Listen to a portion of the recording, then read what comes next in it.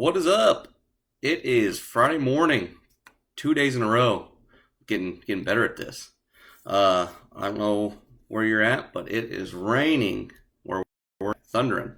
Uh, Pancake New Hearts on Fridays. We have Pancake Fridays. The kids get to pick out which color they want. So we use food coloring. We scored it in there. Hooli decided he wanted red for Marshall, his favorite Paw Patrol character. We didn't have a lot of the food coloring, so I put it in there. It kind of turned pink. I love this dude's attitude. He says, "That's not red like Marshall. That's pink like Sky." And I'm like, "That's way to spin it, bud." So let's talk about how to plan your day. Yesterday we talked about the importance of planning out your day. Let's talk today how to plan out your day.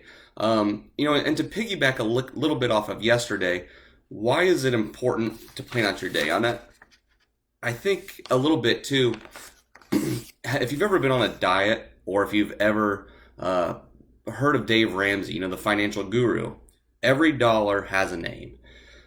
Same way with planning your day. Every hour, every time frame should have something going on, or else you'll waste it. What was it? And there's nothing wrong with whenever you have a budget to splurge on things, whether it's going out to a movie or going out to eat somewhere, getting ice cream. You don't have to feel guilty about those things of spending that money because you've got it allotted for. You've taken that money, you've given it a name. This is what I'm going to spend it on. Jesse and I, we've been followers of Dave Ramsey kind of before we got married. And so if you're not into Dave Ramsey, check him out. Good stuff. But the same thing with a diet, You don't have to eat strict 100% of the time if you're on a diet. You can easily plan a cheat meal. You can easily, like last night I ate ice cream. It was good. But I also, I know that throughout the day I'm going to eat clean and I can have a cheat meal. I don't feel guilty about it. Same way with our time throughout the day. So this is kind of the how-to. It's not rocket science. Literally all you need is a piece of paper. Me personally, I carry one of these nice little man diaries around. If you don't have a man diary, dudes, get a man diary.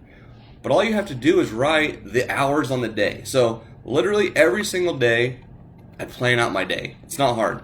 So for me, I wake up at 5:30. So I write morning routine. It's going to last me 45 minutes. One other thing. None of this stuff is set in stone. Hooli got up this morning with me at 5:30. So my morning routine's it's not shot, but I can't do all the things I would like to do in that same time frame. But I also realize this kid's only going to be 3 years old for a little bit longer. I need to spend as much cool time with him as I can. So, we're up making Marshall pancakes, Sky pancakes, So nothing has to be set in stone. You can adjust anything accordingly. But also, having that time allowed, whether it's on a diet or like being on a financial plan, you can schedule time. If you want to take an entire Saturday and binge watch Tiger King, go for it. Don't know if I'd highly recommend it. That show is weird. But you wouldn't have to feel guilty for it. If you say, this is what I'm going to do during this time frame. For me personally, being structured, I have to set out blocks of time to where I can get things done. Whether it's working, some people have a 9-to-5 job. This is kind of easy because you can say from 9 to 5, all you have to do is write on a piece of paper, that's when I work.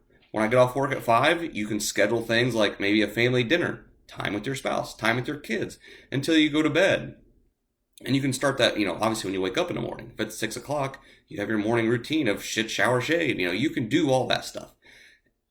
And for me, it just keeps me, if it's 2 o'clock in the afternoon, I'm like, what am I doing today? I can flip this open and be like, okay, I know what I'm doing. So it's not rocket science, but it keeps me structured throughout the day, just like a financial plan or a diet plan.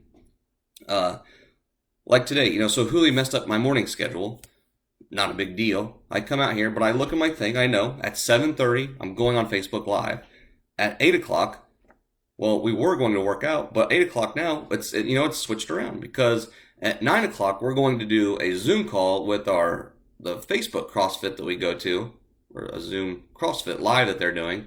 So we're going to do it in my office. So now my routine or my schedule's changed.